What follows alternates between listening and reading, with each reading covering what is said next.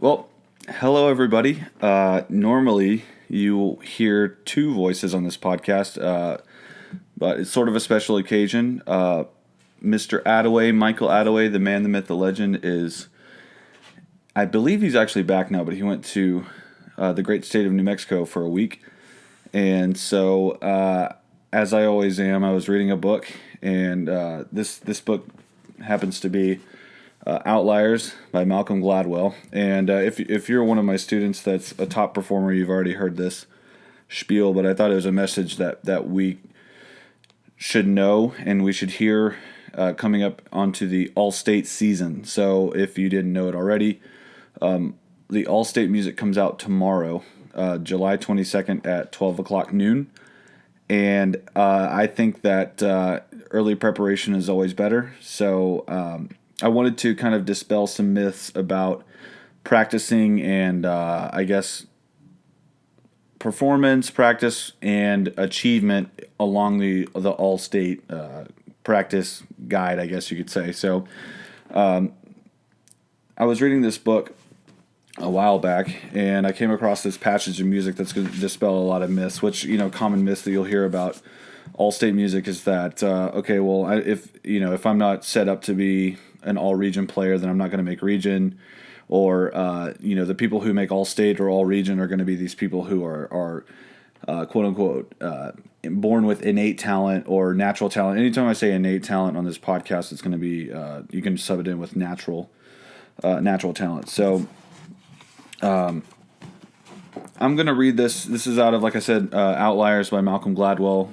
Great book if you're one of those people that feel like you're kind of always on the fray, or you feel like maybe you don't fit in with other people because they kind of take a more mediocre path in life, and you feel like you take this path that's a little bit more upper echelon, or whatever you want to call it. Great book, and I highly recommend it. The passage is going to pertain to practicing, okay? And this passage really spoke to me because I always thought that as an all-stater, or whatever you want to call it, as an all-stater, I was just kind of like born with this thing that was like, man, you were just destined to become a really good trombone player. But after I read this passage out of this book, I realized, and I actually thought back to the time when I was working on my all-state music, it really wasn't natural or innate talent at all. It was just me working really hard, and that's what you're going to have to do if you do want to make All-State. There's no two ways about it, right? You got to work, and then you got to really study, and then you got to basically hone your craft into becoming this player that eventually will become an All-Stater, right? If it's going to be your senior year next year, last chance you got. Going into my senior year, I hadn't made it yet. I had made area twice before that, but I hadn't made All-State yet. So, anyways, this should shed some light on what it really takes to make All-State. Okay. So, by the way, if you hear any random noises, I've got my dogs over there chilling out, and I think one of them's biting on a bone right now. Anyway, the passage says, "For almost a generation, psychologists around the world have been engaged in a spirited debate over a question that most of us would consider to have been settled years ago. The question is this: is there such a thing as innate talent? The obvious answer is yes. Not every hockey player born in January ends up playing at the professional level." In the book, he references how hockey players born in January actually have a better shot at making the pros because of the way they structure the league based off of age numbers. So, if you're playing in January, or if you were born in January, you could be playing against a guy who was born in December, and you have a whole year of experience on him, and that basically sets you up to become a professional. But anyway, only some do, the innately talented ones. Achievement is talent plus preparation. The problem with this view is that the closer psychologists look at the careers of the gifted, the smaller the role innate talent seems to play, and the bigger the role preparation seems to play. I'll read that part again. The problem with this view is that the closer psychologists look at the careers of the gifted, the smaller the role innate talent seems to play, the smaller the role natural talent seems to play, and the bigger the role preparation seems to play. Exhibit A in Talent Argument is a study done in the early 1990s by psychologist K. Anders Ericsson and two colleagues in Berlin's elite Academy of Music. With the help of the Academy professors, they divided the school's violinists into three different groups. In the first group were the stars, the students with the potential to become world-class soloists. I would call these all-staters. In the second were those judged to be merely good, region players. In the third were the students who were unlikely to ever play professionally. All of the violinists who were then asked the same question. Over the course of your entire career, ever since you first picked up the violin, how many hours have you practiced? Everyone from all three age groups started playing at roughly the same age, around 5 years old. In those first few years, everyone practiced roughly the same amount, about 2 or 3 hours a week. So this would be your sixth grade year, when you had those little practice cards that, you had to fill out. And, everyone typically wrote down 20 to 30 minutes a day, regardless of whether you actually practiced 20 to 30 minutes a day. So, but they started this at 5, but it'd be the exact same thing as you as an 11 or 12-year-old in 6th grade. But when the students were around the age of 8, real differences started to emerge. So this is going to be your 7th grade year, your 8th grade year. The students who would end up the best in their class began to practice more than everyone else, around 6 hours a week by age 9, 8 hours a week by age 12, 16 hours a week by age 14 and up, until by the age of 20 they were practicing. That is, purposefully and single-mindedly playing their instruments with the intent to get better. Well over 30 hours a week. In fact, by the age of 20, the elite performers had each totaled 10,000 hours of practice. By contrast, the merely good students had totaled 8,000, and the future music teachers, aka the not-so-great players, had totaled just over 4,000 hours. Erickson and his colleagues then compared amateur pianists with professional pianists. The same pattern emerged. The amateurs never practiced more than about 3 hours a week over the course of their childhood, and by the age of 20, they had totaled 2,000 hours of practice. The professionals, on the other hand, steadily increased their practice time every year until by the age of 20, they, like the violinists, had reached 10,000 hours. The striking thing about Erickson's study is that he and his colleagues couldn't find any quote-unquote naturals, and I think this is the most important paragraph to what I'm about to talk about. So he says the striking difference about Erickson's study is that he and his colleagues couldn't find any quote-unquote naturals, musicians who had floated effortlessly to the top while practicing a fraction of the time that their peers did. Nor could they find any quote-unquote grinds, people who worked harder than everyone else, yet just didn't have what it takes to break the top ranks. So basically what he's saying here is you blaming the judge or lack of time on your inability to make region, area, or all-state is total crap, for lack of a better term.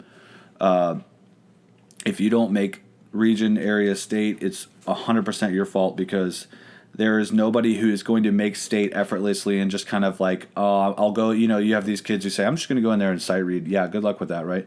They're not going to make the level that you want to be at if you're trying to be an all-state or an area level or even region player. And they also couldn't find somebody who worked their tail end off but just wasn't good enough to, be one of the greats. So I think the first question you have to ask yourself is, genuinely, do I want to make region, area, all-state? Because if you don't genuinely want to make it, there's too many people, especially in the region that I teach in, there's too many people who do genuinely want it for you to kind of just skate by and make it. It's not going to happen. Says, let's see. We'll continue back to the book. Their research suggests that once a musician has enough ability to get into a top music school, the thing that distinguishes one performer from another is how hard he or she works. And I think you could probably take this argument and just say, because he says once they get into a top music school, I don't think you have to be into a top music school yet. I think that I think you could say the research suggests that once you become a musician, the thing that distinguishes one performer from another is how hard he or she works. I mean, and it says in the book, that's it. And what's more, the people at the very top don't work just harder or even much harder than everyone else. They work much, much harder. I italicize on the second much. So basically, when you see these people who are making all-state, or they're pushing the limits of your section, they're not just kind of working a little bit harder than you, putting in an extra 10 minutes. They're working like insanely harder than you are.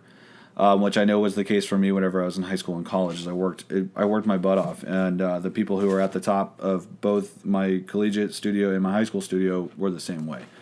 The idea, back to the book, the idea that excellence at performing a complex task requires a critical minimal level of practice surfaces again and again in studies of expertise. In fact, researchers have settled on what they believe is the magic number for true expertise, and it's 10,000 hours. The emerging pictures from such studies is that 10,000 hours of practice is required to achieve the level of mastery associated with being a world-class expert in anything. So regardless of whether you're a musician or you want to become an engineer, if you want to become a professional or world-class at what you're doing, It's going to take about 10,000 hours worth of study, which shouldn't be intimidating you. Like if you're practicing something that you really love and enjoy, then that's not a hard number to attain, I don't believe. Of course, this didn't address why some people get more out of their practice session than others, but one has yet found a case in which true world-class expertise was accomplished in less time. It seems that it takes the brain this long to assimilate all that it needs to know and achieve true mastery. And in fact, he goes on to talk about how Mozart, we all think of Mozart as this like young prodigy guy that just kind of like was like ridiculously great. Well, he talks about how it took him 15, 16 years to compose his first masterwork that everybody knows. So it's not necessarily about when you start, it's just about starting and then becoming a pro at that. So now that we've talked about that, I'd like to talk a little bit about, okay, well, now I know I need to practice. Now, how do I practice? And I was watching Darren Hardy is kind of a self-help guru that I spend a lot of time studying what he says to do in order to become a better person or whatever. And he basically had a Darren, he calls them Darren Dailies. There's these 6-minute podcasts to open up your day and kind of start your day on the right foot. And he had this, it was perfect. He had this like mini podcast called Tips for Learning. And he's got 8 really, really awesome steps for learning, but I'm gonna switch it up and say tips for practicing, because you can basically take all of the things that he talks about and apply them to your practice time. So I think you should write these down. I think you should study these and memorize these and just embrace whatever he says, because he's a world-class self-help guy. So anyways, the rule number one rule for practicing, okay? And he says learners are made, not born. Practicers are made, they're not born. I don't think anybody, we talk about this all the time in the podcast, nobody really wants to practice. If we could all just skate by and be really awesome on our instruments, I think we would enjoy that. So you basically, you want to make yourself into a practicer, and you want to make yourself into somebody who not only knows that they need to practice, but because you know you need to practice, you'll start to want to practice. Rule number 1, become comfortable with the struggle. If you're one of my students, you know this point really well because I bring it up all the time. I basically say it this way: you got to learn to embrace the suck. Like, sometimes practicing is not fun at all. Sometimes in all-state music, it's really, really hard. So that's rule number 1, become comfortable with the struggle. Rule number 2, become more curious, question everything. I love this rule, man, especially when you're talking about practicing all-state etudes, where at the all-state level you need to basically have your own interpretation of the piece that stays within boundary lines. You got to become more curious. Like you know, with some of my top students, they'll be practicing something, and I'll say to play it a certain way, and then they'll come to me and they'll say, "Well, I think I'm going to learn it this way." When you reach that level, when you get into the mode of curiosity, that's when you're really going to take off as a player, I believe. So that's step 2: become more curious, question everything. Step number 3: have a goal for your learning. This is crazy, crazy important for every practice session you go into. If you just go into the practice room and you just kind of throw the horn in your face and start playing, Fortnite songs or whatever, you're not actually getting better as a player. You need to have a plan. Okay, I'm going to get from measure 1 to measure 4 down at this certain tempo. So the more specific you can be with your practice goals, I think the better. Okay, so step number 3 is have a goal for your learning or your practicing. And this correlates with what step 4 is. Practice in focused sessions. Practice in focused sessions. And he says from 30 to 90 minutes. I think that's genius. Maybe last 15 to 30. But have really, really focused practice sessions, right? And when you have those focused practice sessions, you'll get more done in that 15 to 30 minutes than somebody who is just messing around for 2 hours, and then they say, "Oh, I practiced for 2 hours. I practiced for 2 hours today." Not really. The person who practiced for only 15 to 30 minutes is actually crushing you in the practice game. So, number 5 is spaced repetition. So you basically want to learn something, and then you want to go back and relearn that thing, and then go back and relearn, and go back and relearn, et cetera, until you have had this spaced repetition so much, so to where it's just basically like we were talking about, it's just the way that the piece is played. Like, eventually you'll learn a piece so well that if anybody plays it differently, it's like, well, that's not really how I think that piece is supposed to go. And I love number 6. So number 5 is spaced repetition. Number 6 is go deep, don't go wide, right?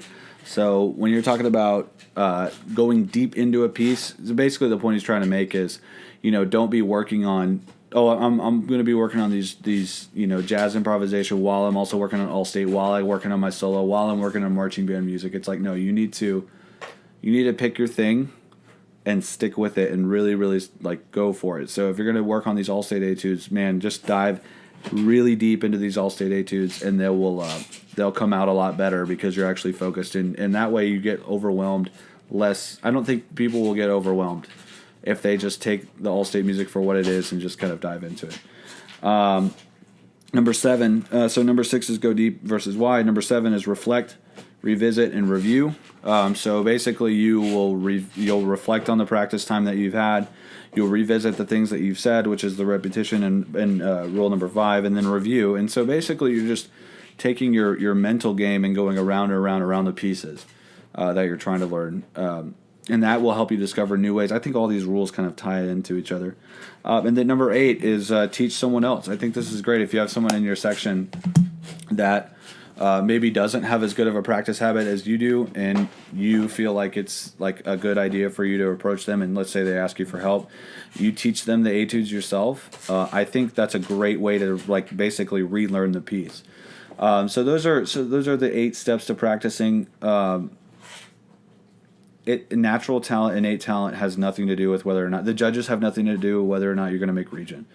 I say this to my students all the time. Do you think I could make Allstate, and do you think the judges would affect whether or not I make Allstate? And they, obviously they say no, but it's true. I don't care what the panel is behind the curtain, as long as they're somewhat competent in music, I'm going to make it. So you need to basically remove these excuses from your life and, dude, hit the ground running tomorrow. I mean, July 22nd should be like a holiday for you. So the music comes out at noon tomorrow. We're going to hit the ground running. We're going to be coming out with these really well-structured courses of how we would tackle the Allstate music. That's going to be a thing under pursuitofmusic.com. We'll have some like teaser videos on YouTube, I'm sure. But get excited, especially you seniors, man. It's the last chance, and it's nice to have that on your resume to say that you're an All-Stater. So best of luck, happy practicing, and we'll see you soon.